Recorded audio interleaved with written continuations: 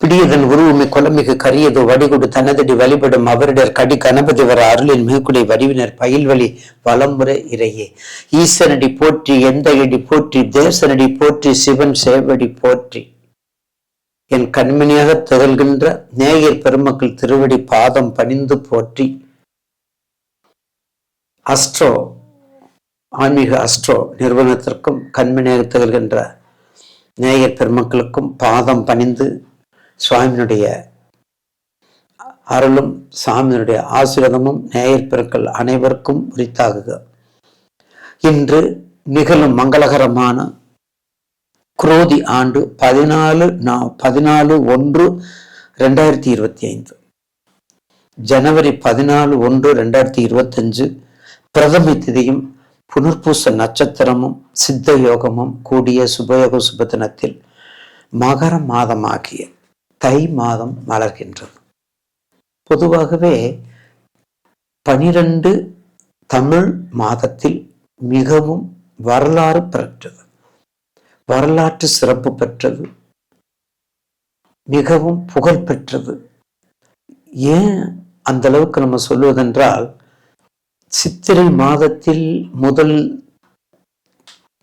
தமிழ் வருட பிறப்பு. ஒரு சாரார் தை மாதம்தான் சில சான்றுகளோடு தை மாதம் தமிழ் வருட பிறப்பு என்று சொல்கிறார்கள்.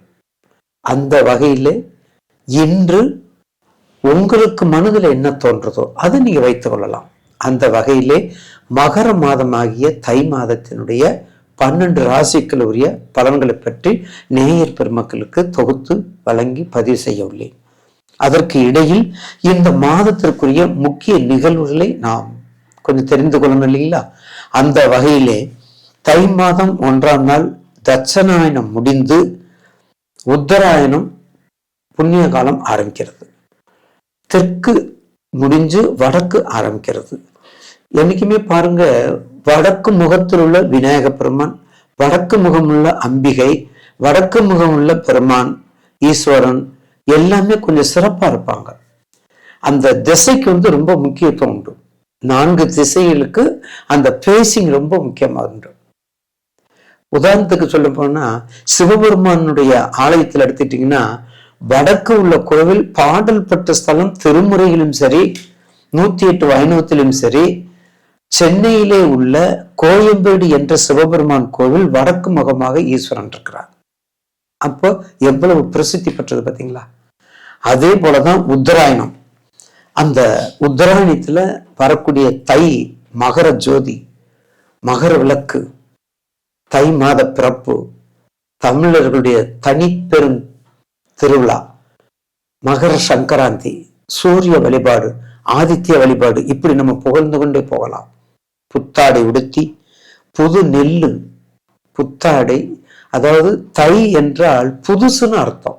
தை என்றால் அனைத்தும் புதுவை, புது பொலிவுடன் இருப்பது. அதனாலதான் அந்த தை மாதத்தை நம்ம முதல் மாதமாக வைக்கிறோம்னு சொல்லி சில கருத்துக்கள்லாம் இருக்கின்றது. அதனாலதான் புது நெல்லு, புது நாத்து பாவி, புது நெல்லு அறுத்து பொங்கல் படைத்து இறைவனுக்கு படைத்து, அதுல முடிவும் முதலமற்ற சூரிய பகவானுக்கு அதை நம்ம முன்னிறுத்தி ஆதித்ய ஹிருதயம் பாடி, சூரியனுடைய காயத்ரியை பாடி அவரை நம்ம வருக வருக என்று வரவேற்கிறோம். மகர சங்கராந்தி. உலகத்துல தமிழர்கள் எங்கெங்கே வாழ்கிறோமோ எல்லா இடத்துலயும் அவங்க இருக்காங்க. அதுக்கடுத்து 2ஆம் நாள் கோ பூஜை, மாட்டு பொங்கல், காமதேனு பூஜை செய்து பழங்கள் கொடுத்து, காமதேனு கோசாலையில் உள்ள மாடுகளுக்கு, கோசாலையில் உள்ள பசுக்களுக்கு எல்லாமே கொடுத்தோம்னா நமக்கு பூர்வ புண்ணியம் சிறப்பாக இருக்கும். அதுக்கடுத்து தை 5ஆம் நாள் திருவையாறு தியாக பிரம்மம் ஆராதனை சிறப்பு விழா. அதற்கு அடுத்தது தை மாதம் 16ஆம் நாள் புதன்கிழமை சர்வ அமாவாசை, தை அமாவாசை. பொதுவா நம்ம முன்னோர்கள் நமக்கு கொடுத்திருக்கிறது முதல் அமாவாசை சித்திரை, வைகாசி, ஆனி, ஆடி அமாவாசை. ஆடி அமாவாசைக்கு அடுத்து ஆடி, ஆவணி, புரட்டாசி, ஐப்பசி. புரட்டாசியில வரக்கூடிய மகாலய அமாவாசை. அடுத்தது ஐப்பசி, கார்த்திகை, மார்கழி, தையில் வரக்கூடிய தை அமாவாசை. இந்த 3 அமாவாசை மிகவும் மிகவும் உயர்ந்தது. இந்த 12 மாதங்கள்ல அமாவாசையில யாருமே கும்பிடல, யாருக்குமே அவங்க முன்னோர்களுடைய வழிபாடு குறைவா இருக்குது, அப்ப பூர்வ புண்ணியம் குறைவா இருக்குது, இல்லைங்க நாங்க மறந்துட்டோங்க இப்படிலாம் சொல்றவங்களுக்கு மகாலய அமாவாசை. அதனாலதான் மறந்தவனுக்கு மகாலய அமாவாசை. அது அன்னைக்குங்க பூர்வ புண்ணியத்தை நம்ம தேடிக்கிறணும். தீர்த்தங்கள்ல குளிக்கணும், கடல்ல குளிக்கணும், கடல் 6ல 7ல குளிச்சு அவங்களுக்கு நம்ம வழிபாடு பண்ணணும். அடுத்தது தை 19 வரகுந்த சதுர்த்தி. அந்த சதுர்த்தி பிரதோஷம் சதுர்த்தியை சேர்ந்தவர்கள் பிள்ளையார் வழிபாடு, பிள்ளையார் நோன்பு இருப்பது சிறப்பு.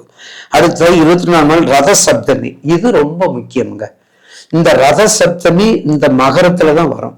இந்த ரத சப்தமி சூரியனுக்கும் ரத சப்தமிக்கு ரொம்பவும் உகந்தது. இந்த ரத சப்தமிக்கு முக்கியமாக வைணவ கோயில்ல இருக்கக்கூடிய எல்லா திருத்தலமும் மிக சிறப்பாக கொண்டாடுவாங்க. அதுல திருமலை திருப்பதில ரொம்ப ரொம்ப சிறப்பா கொண்டாடுவாங்க. நீங்க வாய்ப்பு இருக்கும்போது பார்த்துக்கலாம். அதுக்கடுத்தது தைப்பூசம்.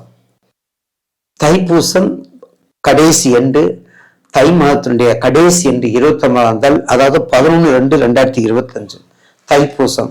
தைப்பூசம்ங்கிறது முருகப்பெருமானுக்கு மட்டுமல்ல, 33 தேவர்களுக்கும் மிக உயர்ந்த திருவிழாவான தைப்பூசம். நமக்கு வேண்டுதல் என்ன வேணுமோ அந்த வேண்டுதலை தேடி எம்பெருமான்கிட்ட போய் சேவித்தால் நிச்சயமாக நல்ல பலன். இதுதான் தை மாசத்துல இருக்கக்கூடிய முக்கிய நிகழ்வுகள். பேச்சாற்றல், வினோதமான செயல்கள், விருப்பம் இல்லாத செயல்கள் எதுவா இருந்தாலும் நான் வாங்கிக்கிறேன். எப்படி கன்னி ராசிக்காரவங்கிட்ட இருக்கிற ஒரு சிறப்பு என்னன்னா, எல்லாரும் ரிஜெக்ட் ஆயிருப்பாங்கல்ல, இவர் எல்லாத்தையும் வாங்கிக்கிறாரு. யார் வேண்டான்னு சொல்றாங்களோ அதை போல இவர் வாங்கிக்கிறாரு. வாங்குறது முக்கியம் இல்ல, அதுல என்னென்ன தவறு இருக்குது, என்னென்ன அதுல பொருள் இருக்குது, என்னென்ன அதுல கருத்து உரிமை இருக்குது, எல்லாத்தையும் பேச்சாற்றல், அறிவாற்றல், செயலாற்றல் எல்லாத்தையும் தெளிவுபடுத்தி ஒரு முடிவுக்கு வர்றதுதான் கன்னி.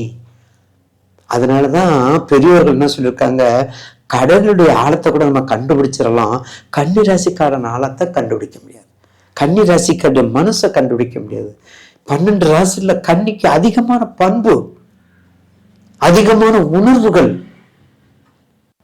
பொறுமை, நிலம் நிலராசி, நெருப்பு நிலம் காற்று நிலராசி, எல்லாத்தையும் ஏத்துக்கக்கூடிய தன்மை 12 ராசியில கன்னி தாங்க.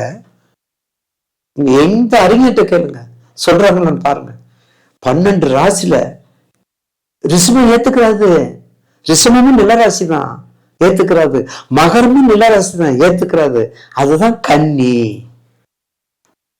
சார் பால்கோவமும் ஸ்வீட்டு தான், ஜாங்கிரியும் ஸ்வீட்டு தான் இல்லையா, எல்லா வகையும் ஸ்வீட்டு தான். உனக்கு அவளுக்கு பிடிச்சது என்ன? அதே மாதிரி 3 நிலராசியில மிகவும் சிறப்பற்று விளங்குவது கன்னி. அதனாலதான் கன்னி ராசியில கடல் கடந்து போறதுக்கான வாய்ப்புகள் அதிகம், கடல் கடந்து போறதுக்கான வாய்ப்புகள் அதிகம். பாருங்க அந்த நிலராசி எல்லாம் பாருங்க பயங்கரமான உச்சக்கரகம், நல்லா ஆய்வு பண்ணி பார்க்கணும். ரிஷபத்துல பாருங்க சந்திரன் உச்சம், கன்னில பாருங்க புதன் உச்சம், மகரத்துல பாருங்க செவ்வாய் உச்சம். பாத்தீங்களா, யோசிக்கணும். சும்மா அதையும் இதையும் சொல்லிட்டு போன நேயர்களுக்கு என்ன ரீச் ஆகணும், உங்களுக்கு கருத்து எங்களுக்கு என்ன நடக்கணும், அதுதான் முக்கியம். அப்ப நிலராசியில மட்டும் எவ்வளவு விசேஷம் இருக்குன்னு பாத்தீங்களா? அப்ப எப்படி பொறுமைசாலியா இருப்பீங்க நீங்க? சரமா போயிட்டே இருக்கிறதுக்கு, சிரமா ஒரு இடத்துல நிக்கிறதுக்கு. அப்ப கன்னி அதையும் பாருங்க, கன்னில உபயத்துல வந்துருது, அங்க ரிஷபத்துக்கு சிரத்துக்கு வந்துருது. பாத்தீங்களா, மகரத்துக்கு சரத்துக்கு வந்துருது. அதுலயும் வேறுபாடு இருக்குது. ஒவ்வொன்றையும் ஒவ்வொரு இன்ச்சா நீங்க பரிசுத்து பார்க்கணும். அப்ப கன்னிராசி நேயர்களுக்கு ஏஜென்சி, கான்ட்ராக்டு, கமிஷன், நாட்டுக்கடை, மருந்து கடை, மருந்துன்னா உங்களுக்கு சித்த மருந்து சம்பந்தப்பட்டது, பெட்டிக்கடை சம்பந்தப்பட்டது, சூப்பர் மார்க்கெட் சம்பந்தப்பட்ட அத்தனை சொத்துக்களும் உங்களுக்கு தான். சூப்பர் மார்க்கெட் எல்லாமே உங்களுக்கு. அந்த இப்ப வருது ரொம்ப ரொம்ப சீட்டு, இந்த சிட் பண்டெல்லாம் வருது, சிட் பண்டு, வர்த்தகம் என்னென்னலாம் வருது, இது எல்லாமே உங்களுக்கு தான். மிதுனத்துக்கு உங்களுக்கு தான், மிதுனத்துக்கு உங்களுக்கு தான். அதனால கன்னிராசி நேயர்கள் மிக கவனமாக குரு பலத்தோட கன்னிராசி நேயர்கள் மிக கவனமாக குரு பலத்தோட உங்களுடைய ஜனன ஜாதகத்தினுடைய தச புத்தியோட மிக உற்சாகத்தோட வேலை செய்யுங்க. ஏன்னா கடந்த காலங்கள் இரத்த கண்ணீர் விட்டுருக்கிறீங்க. கடந்த காலங்கள் ஒரு நிலையில இல்லை, நிம்மதி பெருமிச்சு விட்டுட்டு அப்பாடா வந்துட்டோமே அப்படிங்கிற உணர்வோட மிக சிறப்பான மிக செயல்பாட்டோட மிக நேர்த்தியான உங்களுடைய தசாபுத்தியை பார்த்துக்கிட்டு உங்களுக்கு வேண்டிய தொழில், பேங்க் எக்ஸாம் எழுதுங்க, will be passed. Bank exam எழுதுங்க, பிசிக்ஸ் போங்க, காமர்ஸ் போங்க, ஐடி கம்பெனிக்கு போங்க, இன்கம் டேக்ஸ் போங்க, எவ்வளவு இருக்குது பார்த்தீங்களா? இந்த வகை எல்லாத்திலும் போங்க. எல்லாத்திலும் போன வெற்றி உங்களுக்கு தான். எத்தனாவது? 7 வரையும் தான். கன்னிராசி நேயர்களுக்கு 7 வரையும் கோச்சார பலன் மிக அற்புதமாக இருக்குது. அதுக்கடுத்து உங்களுக்கு உங்களுடைய திசாபத்தினுடைய ராசிநாதன் ராசாபத்தியை பார்த்துக்கிட்டு அதுக்கு தகுந்தவாறு பயணத்தை கொள்ளுங்கள். குறிப்பாக சக்கரத்தாழ்வார் வழிபாடு, சக்கரத்தாழ்வார் வழிபாடு, லட்சுமி நரசிம்மர் வழிபாடு, லட்சுமி நரசிம்மர் சக்கரத்தாழ்வார் வழிபாடு, ஆஞ்சநேய பெருமான கன்னிராசி நேயர்கள் வியாழக்கிழமை தோறும் வழிபடுங்க. 48 வியாழக்கிழமை போங்க. ஆஞ்சநேய பெருமான கன்னிராசி, மிதுன ராசி, ரிஷப ராசி எல்லாமே வியாழக்கிழமை போங்க. மேசராசி, கடகராசி மறந்துடாம கடகராசி சனிக்கிழமை பிறந்துருச்சா, அப்பா நான் ஆஞ்சநேயர் நிற்கிறேன், அம்மா மம்மி ஆஞ்சநேயர் நிற்கிறேன், மாமா நான் ஆஞ்சநேயர் கோயில் நினைக்கிறேன் அப்படிங்கிற போன் தான் வரணும். கடகராசி நேயர்களுக்கு சனிக்கிழமைன்னு ஆஞ்சநேயர் தான் இருக்கணும். அப்படி வந்தா தான் உங்களுடைய மன தாக்கம் குறைந்து உங்களுடைய வருமானம் பெருகும். பார்த்தீங்களா? இதை விட என்ன வேணும் உங்களுக்கு? இந்த மாசம் தானே, இந்த மாசத்துல உங்களுக்கு அவ்வளவுதான்.